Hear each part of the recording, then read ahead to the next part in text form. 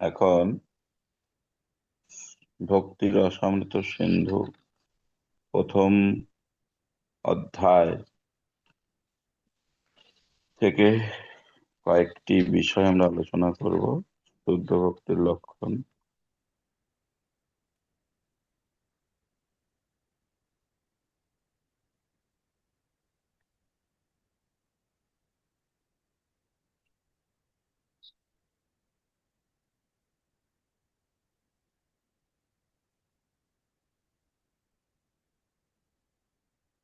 সবার কাছে বই আছে?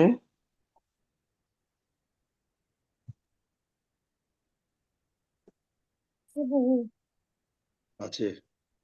বই থাকলে বের করতে পারেন। তো বিষয় হচ্ছে শুদ্ধ ভক্তির লক্ষণ।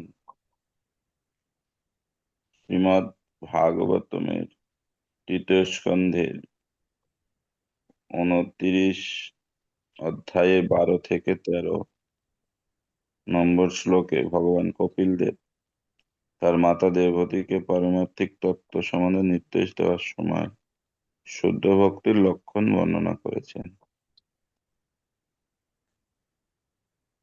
যারা আমার শুদ্ধ ভক্ত এবং যাদের পার্থিব কোনো লাভের বাসনা অথবা মনোধর্মপ্রসূত জ্ঞানের প্রতি কোনো আসক্তি নেই, তাদের চিত্ত সর্বদা আমার সেবার এত গভীরভাবে মগ্ন যে তারা আমার কাছ থেকে আমার প্রতি অহেতুকী ভক্তি ছাড়া আর কিছুই প্রত্যাশা করেন না। এমনকি তারা আমার ধামে আমার সঙ্গে বাস করার সৌভাগ্য পর্যন্ত কামনা করেন না। মুক্তি 5 রকমের সাযুজ্য, ভগবানের সঙ্গে এক হয়ে যাওয়া, সালেক্ষ, ভগবানের লোকে বাস করা, সারূপ্য, ভগবানের রূপ প্রাপ্ত হওয়া, সামীপ্য, ভগবানের সান্নিধ্যে বাস করা এবং শাস্তি শাস্তি বা ভগবানের সমান ঐশ্বর্য প্রাপ্ত হওয়া। ভগবত ভক্ত পার্থিব সুখ ভোগের কথা দূরে থাকুক, এই 5টি মুক্তির কোনোটি কামনা করেন না। প্রীতি সহকারে ভগবানের সেবা করেই তিনি সম্পূর্ণ তৃপ্ত। এটাই হচ্ছে শুদ্ধ ভক্তির লক্ষণ।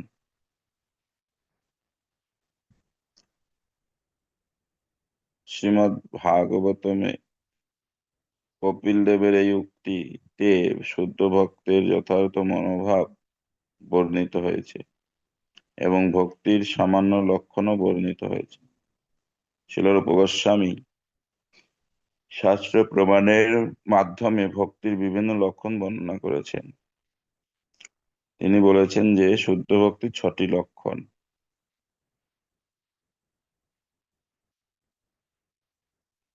6টি লক্ষণ কি?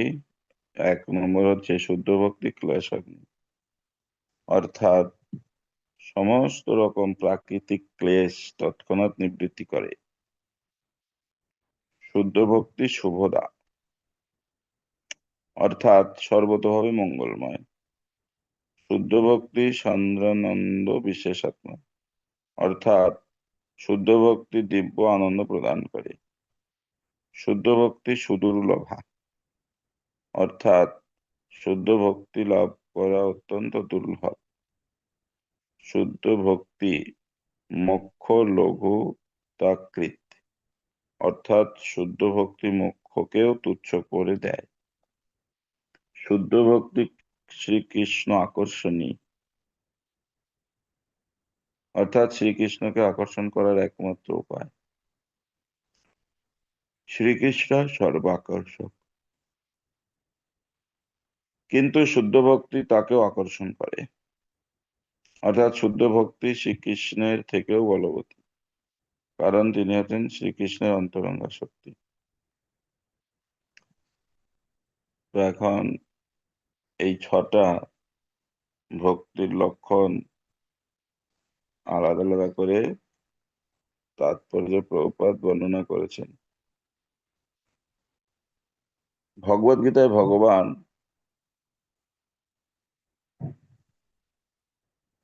প্রথম লক্ষণ হচ্ছে ক্লেশাগ্নি। শুদ্ধ ভক্তি ক্লেশ নিবারণ করে। ভগবদ গীতায় ভগবান বলেছেন যে সমস্ত কার্যকলাপ পরিত্যাগ করে তার শরণাগত হওয়া উচিত। সেই সঙ্গে তিনি এও প্রতিজ্ঞা করেছেন যে এই ধরনের সমর্পিত আত্মাদের তিনি সমস্ত পাপ থেকে মুক্ত করবেন। শিলরূপ গোস্বামী বলেছেন যে এই জন্মের পাপ ও পূর্বকৃত পাপ দুইই ক্লেশের কারণ। সাধারণত পাপ কর্ম অবিদ্যার ফলে সংগঠিত হয়ে থাকে, কিন্তু অবিদ্যার অজুহাত দেখিয়ে পাপের প্রতিক্রিয়া থেকে রেহাই পাওয়া যায় না। পাপের ফল দুই রকমের, প্রারব্ধ ও অপ্রারব্ধ। যে পাপ কর্মের ফল আমরা বর্তমানে ভোগ করছি তা প্রারব্ধ, যা এখনো ভোগ হয়নি সেই সঞ্চিত পাপ কর্মকে অপ্রারব্ধ বলা হয়। উদাহরণস্বরূপ বলা যায়, যেমন কোনো দুর্বৃত্ত অনেক অপরাধ করা সত্ত্বেও এখনো ধরা পড়েনি, কিন্তু যখনও সে ধরা পড়ে তখন তাকে কারাগারে দণ্ড দেওয়া হয়। এইভাবে আমাদের অপ্রারব্ধ পাপের ফল আমরা ভবিষ্যতে প্রাপ্ত হব, আর আমাদের প্রারব্ধ পাপ কর্মের ফল এখন আমরা ভোগ করছি। এইভাবে পাপ কর্ম ও তার পরিণাম রূপী ক্লেশ ক্রমান্বয়ে চলতে থাকে। এইভাবে বদ্ধ জীব এই সমস্ত পাপের ফলে জন্ম জন্মান্তরে দুঃখ ভোগ করে থাকে। বর্তমানে পূর্বকৃত পাপের ফল ভোগ করতে করতে সে পরবর্তী জীবনে দুঃখরূপী নতুন বীজ বপন করতে থাকে। ভীষণ রোগ, আইন সংক্রান্ত অভিযোগ, নিচুকুলে জন্ম অথবা বিদ্যা বা রূপের অভাব এই সমস্ত প্রারব্ধ কর্মের লক্ষণ। পূর্বকৃত পাপের অনেক ফল আমরা বর্তমানে ভোগ করছি, এবং বর্তমানে যে সমস্ত পাপ আমরা করছি তার ক্লেশ আমাদের ভবিষ্যতে ভোগ করতে হবে। কিন্তু আমরা যদি কৃষ্ণ ভাবনায় ভাবিত হই, তাহলে এই সমস্ত পাপ কর্মের ফল অবিলম্বে নিবারিত হতে পারে। তার প্রমাণস্বরূপ ছিল রূপ গোস্বামী শ্রীমদ্ ভাগবতমে একাদশ স্কন্ধে চতুর্থ অধ্যায় 49 শ্লোকটি উদ্ধৃত করেছেন।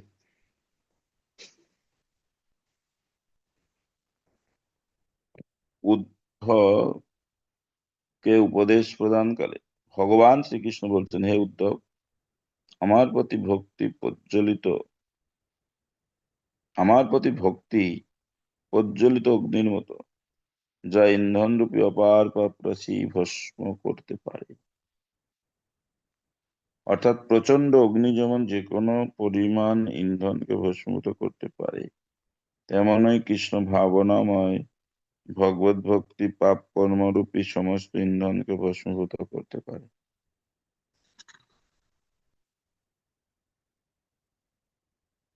যেমন কুরুক্ষেত্রের রণাঙ্গনে অর্জুন মনে করেছিলেন যে যুদ্ধ করাটা পাপ কর্ম, কিন্তু শ্রীকৃষ্ণ তাকে সেই যুদ্ধে নিযুক্ত হতে আদেশ দিলেন, এবং তার ফলে তার কাছে সেই যুদ্ধ ভগবত ভক্তিতে পর্যবসিত হল। তাই অর্জুনকে কোনো পাপের ফল ভোগ করতে হলো না। শিলরূপ গোস্বামী শ্রীমদ্ ভাগবতমের 3য় স্কন্ধের 33 অধ্যায় 6 নম্বর শ্লোক উল্লেখ করেছেন। সেখানে দেবতী তার পুত্র কপিল দেব বলছেন, প্রভু, শ্রবণ কীর্তন আদি ভক্তিযোগের 9টি সাধনাঙ্গ রয়েছে। যদি কেউ আপনার লীলা শ্রবণ, যশ, কীর্তন, বন্দন, ভক্তি বলে আপনাকে প্রণাম, আপনাকে স্মরণ আদি নববিধ ভক্তির যে কোনো একটি অঙ্গ অনুশীলন করেন, তাহলে তিনি তৎক্ষণাৎ যজ্ঞ অনুষ্ঠান করার যোগ্যতা অর্জন করেন। তিনি যদি চণ্ডাল কুলেও জন্মগ্রহণ করে থাকেন, তবুও ভক্তিযোগের প্রভাবে তিনি সর্বতভাবে পবিত্র হতে পারেন। অর্থাৎ যিনি পূর্ণরূপে কৃষ্ণ ভাবনায় ভাবিত হয়ে যথার্থ ভক্তি অনুশীলনে তৎপর হয়েছেন, তিনি সর্বতভাবে কলুষ মুক্ত না হয়ে পারেন না। কৃষ্ণ ভাবনা বা ভক্তিপরায়ণ পুরুষ অবশ্যই সব রকম পাপ কর্ম থেকে সম্পূর্ণরূপে মুক্ত হয়েছে। বস্তুত ভক্তিযোগের সমস্ত পাপ ভস্মীভূত করার শক্তি রয়েছে, কিন্তু তা সত্ত্বেও ভক্ত নিরন্তর সচেতন থাকেন যাতে আর কোনো পাপ না হয়। এটি হচ্ছে ভক্তের বৈশিষ্ট্য। এইভাবে শ্রীমদ্ ভাগবতমে নির্ণয় করা হয়েছে যে ভক্তি সহকারে ভগবানের সেবায় তৎপর হলে চণ্ডাল কুলোদ্ভূত মানুষও বৈদিক যজ্ঞ করার যোগ্যতা অর্জন করেন। এই নির্দেশ থেকে বোঝা যায় যে চণ্ডাল কুলোদ্ভূত মানুষের সাধারণত যজ্ঞ করার অধিকার থাকে না। বৈদিক যজ্ঞ করার অধিকার ব্রাহ্মণদেরই আছে। অতএব ব্রাহ্মণ না হলে কেউ এই কর্ম করতে পারে না। পূর্বকৃত কর্ম অনুসারে মানুষ ব্রাহ্মণ বা চণ্ডাল কুলে জন্মগ্রহণ করে। যিনি চণ্ডাল কুলে জন্মগ্রহণ করেছেন তিনি অবশ্যই পূর্ব জন্মে অসংখ্য পাপ করেছেন, কিন্তু তিনি যদি ভক্তিমার্গ অঙ্গীকার করে হরে কৃষ্ণ মন্ত্র কীর্তন করেন তাহলে তিনি তৎক্ষণাৎ যজ্ঞ আদি কর্ম করার যোগ্যতা অর্জন করেন। তার সমস্ত পাপ কর্ম তৎক্ষণাৎ দূর হয়ে যায়। পদ্ম পুরাণে বলা হয়েছে পাপ কর্মের ফল চার রকমের: প্রারব্ধ, অপ্রারব্ধ, কূট, বীজ এবং ফলোন্মুখ। সেখানে এও বলা হয়েছে যে কেউ যখন ভগবান বিষ্ণুর শরণাগত হয়ে পূর্ণরূপে ভক্তি সহকারে তার সেবায় তৎপর হন তখন তার এই চার রকমের পাপ ফল তৎক্ষণাৎ বিনষ্ট হয়। কেউ যখন ভগবান বিষ্ণুর শরণাগত হয়ে পূর্ণরূপে ভক্তি সহকারে তার সেবায় তৎপর হন তখন তার এই চার রকমের পাপ ফল তৎক্ষণাৎ বিনষ্ট হয়ে যায়। যে পাপের ফল ভোগ হতে চলেছে তাকে বলা হয় ফলোন্মুখ। হৃদয়ে বীজ রূপে যে পাপের ফল রয়েছে তাকে বলা হয় বীজ।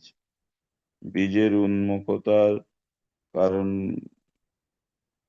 উন্মুখতার কারণকে বলা হয় কূট, এবং যে পাপের ফল এখনো প্রকাশিত হয়নি তাকে বলা হয় অপ্রারব্ধ।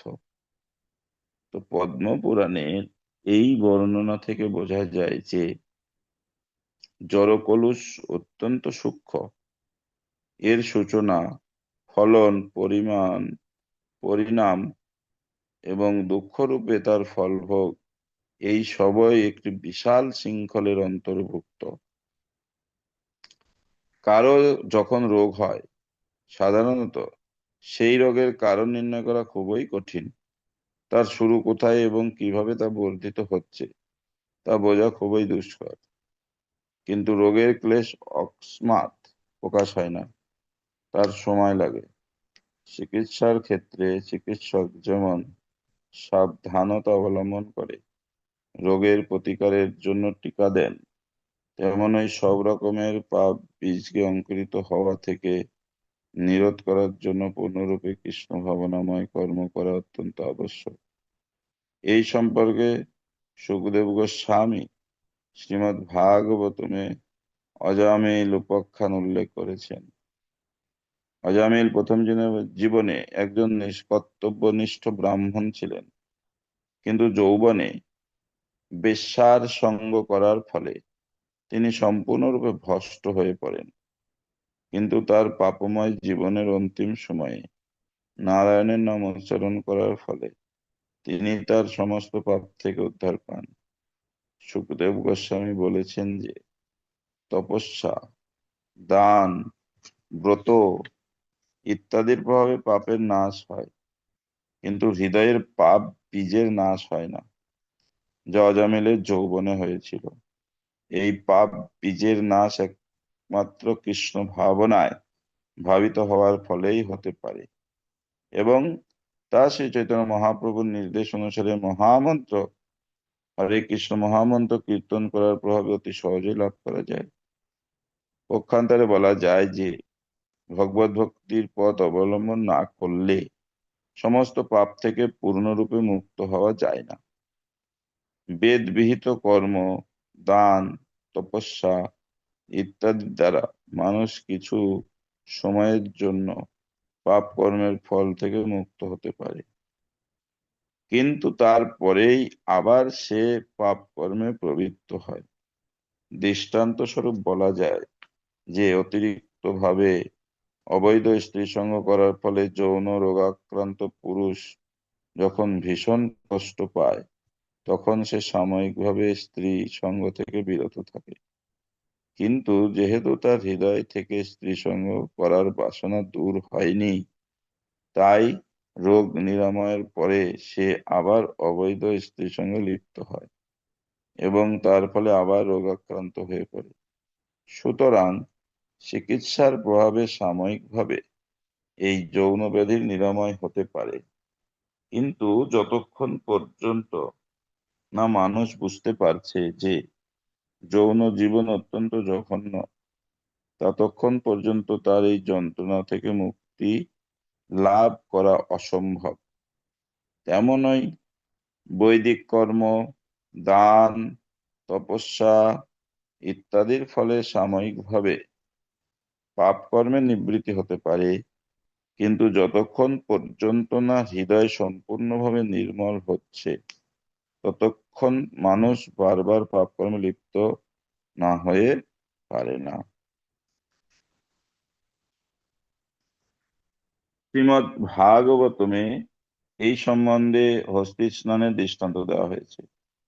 হাতি সরোবরে খুব ভালোভাবে স্নান করে, কিন্তু জল থেকে ডাঙায় উঠে এসে সে আবার তার সারা গায়ে ধুলি ছড়িয়ে দেয়।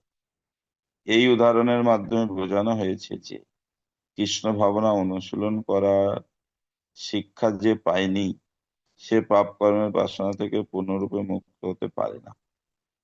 কর্ম, জ্ঞান বা যোগের দ্বারা পাপ কর্মের বাসনা থেকে পূর্ণরূপে মুক্ত হওয়া সম্ভব নয়। শুধুমাত্র শুদ্ধ ভগবত ভক্তির প্রভাবেই তা সম্ভব হয়। শ্রীমদ্ ভাগবতমে আরেকটি দৃষ্টান্ত দেখা যায়, যেখানে সনত কুমার বলেছেন, হে রাজন, মানুষের মিথ্যা অহংকার এতই প্রবল যে তা রজ্জুর মতো মানুষকে ভববন্ধনে আবদ্ধ করে রাখে। ভক্তরাই কেবল ভক্তি সহকারে ভগবানের সেবায় যুক্ত হওয়ার ফলে এই বন্ধন থেকে অনায়াসে মুক্ত হতে পারেন। যারা কৃষ্ণ ভাবনায় ভাবিত না হয়ে যোগী বা সকাম কর্মী হওয়ার চেষ্টা করছেন, তারা কখনোই ভগবত ভক্তের মতো কর্মবন্ধন মোচন করতে পারে না। তাই সকলেরই কর্তব্য হচ্ছে অহংকার ও প্রাকৃত কর্মের দৃঢ় বন্ধন থেকে মুক্ত হওয়ার জন্য কৃষ্ণ ভাবনায় ভাবিত হয়ে ভগবত সেবার নিযুক্ত হওয়া।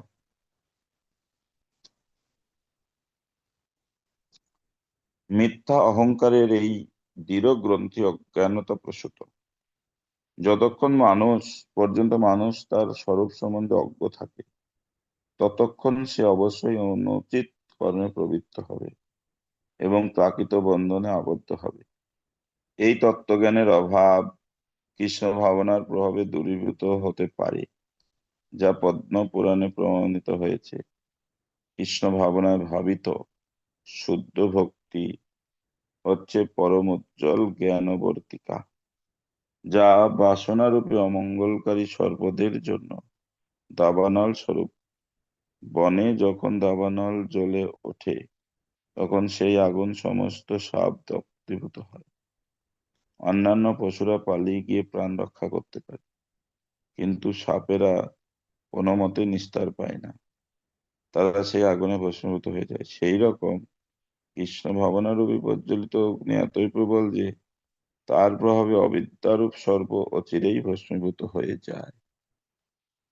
হরে কৃষ্ণ। তো এই শুদ্ধ ভক্তির 6টি লক্ষণ প্রথম আমরা আলোচনা করলাম, ক্লেশ অগ্নি। আজকে এইটুকুই থাক। আমরা চেষ্টা করব প্রতিদিনই আধা ঘন্টা করে শ্রবণ করার। তো এর মধ্যে কারো কিছু প্রশ্ন আছে, তাহলে আমরা কিছু সময় আলোচনা করতে পারি।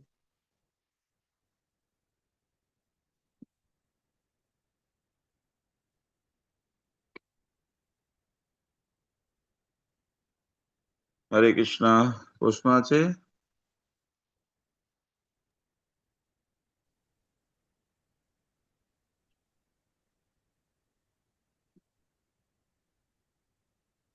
হরে কৃষ্ণ প্রভু। হরে কৃষ্ণ প্রভু।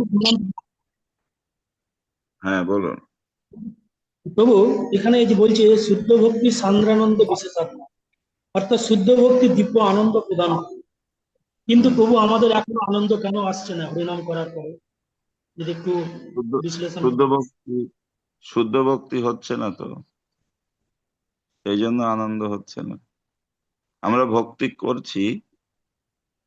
আহ প্রথম যে এই যে ভাগবতমে শুদ্ধ ভক্তি বর্ণনা করে কপিল দেব মাতা দেবহূতিকে বলছেন যে ভক্ত ভগবানের সেবায় এতই আসক্তি, এতই গভীর, সে অন্য কিছু আশাই করে না, কোনো কারণ ছাড়াই। সেই ভক্ত ভক্তি যখন করবে সেইটা সেই রকম যে সেটাকে বলা হচ্ছে শুদ্ধ ভক্তি। আর তখন সে সম্পূর্ণরূপে প্রীতির সঙ্গে ভগবানের সেবা করবেন। আর সেই সেবা করার ফলে সে সম্পূর্ণ তৃপ্ত হবে। এটা হচ্ছে শুদ্ধ ভক্তির লক্ষণ। আমরা ভক্তি করছি, আমরা তো তৃপ্ত হতে পারছি না। আর সেবাটা আমরা দুই ধরনের হয়। নিজের মতো করে সেবা হয়, আর কৃষ্ণ কিরকম চেয়েছেন সেইভাবে একটা সেবা হয়। গুরুদেবের নির্দেশে আর এক রকম সেবা হয়। তো আমরা যে সেবা করছি সেটা কিরকম, অনেক সময় আমরা এটা বুঝতে পারি না। আমাদের এই স্থান থেকে আমাদের উঠে আসা উচিত। প্রত্যেকেই, মানে শতকরা দেখতে গেলে 100% ভক্ত আমরা সেবা করি। বিভিন্ন কারণ আছে যে আমার এই সুবিধা দরকার, এই সুযোগ আমি পাবো, তাই আমি সেবা করছি। তো সেই জন্য আমরা তৃপ্ত কি করে হব? তো ভক্তি মানে সেবা, সেবা মানে সেব্যের সন্তুষ্টি। আমি যে সেবা করছি সেই সেবার দ্বারা যে সেব্য, তিনি কি সন্তুষ্ট হচ্ছেন? যদি ভগবান সন্তুষ্ট হবেন, আর তখন যে সেবা করছে আপনা থেকেই সে সন্তুষ্ট হবেন। এখন শুদ্ধ ভক্তি শুভদা বা সান্দ্রানন্দ বিশেষাত্মা আনন্দ প্রদান করেন। এটা যখন মানে শেষ স্তরে আসবে তখন আনন্দ প্রদান করবে। যেমন আমার রোগ হয়েছে, আমি যদি উপযুক্ত ডাক্তার কাছে পরামর্শ না নিয়ে ঔষধ গ্রহণ করব, তখন রোগ সারবে না। রোগ, শরীরে অসুখ হলে শরীরের মলিনতা দেখা যায়। যখন রোগ নির্ণয় করে সঠিক নির্দেশনার মাধ্যমে একবার বা দুবার ঔষধ গ্রহণ করবেন, তারপরের থেকেই দেখবেন শরীরে একটা আনন্দ আসছে, আর এই মলিনতা কাটছে। কারণ আমরা যে ভক্তি যোগ করছি, ভগবানের সেবা করছি, এই ভক্তি যে অঙ্গ, তার মধ্যে এখানে আমরা একটা জায়গায় আলোচনা করলাম যে এই ভগবানের কৃষ্ণ ভাবনাময় হওয়া, শ্রবণ কীর্তন। তো তার মধ্যে সহজ হচ্ছে হরে কৃষ্ণ মহামন্ত্র জপ করা। এটা হচ্ছে ঔষধ। কিন্তু মহাপ্রভু হচ্ছেন ডাক্তার। তা এখন ঔষধ গ্রহণ করছি, ডাক্তারের পরামর্শটা কি? আমরা শরীরে যখন কখনো অসুখ হয়, ডাক্তারের কাছে যাই, ডাক্তারের প্রেসক্রিপশন অনুসারে আমরা ওষুধ গ্রহণ করি। তো আমরা যে অবিদ্যা, এখানে বলা হলো আমাদের রোগ, আর এর জন্য আমরা কিছু বুঝতে পারছি না। এই অবিদ্যা রূপ, আর এই শুদ্ধ ভক্তি হচ্ছে ক্লেশ অগ্নি। আর অগ্নি যেমন বনে, প্রপাত উদাহরণ দিলেন, দাবানল কি করে সমস্ত বন ভস্মীভূত করে, সেখানে অন্য প্রাণীরা বেঁচে গেলেও সর্পরা বাঁচে না। কিন্তু আমাদের মধ্যে অবিদ্যারূপ সর্প রয়েছে। আমরা যদি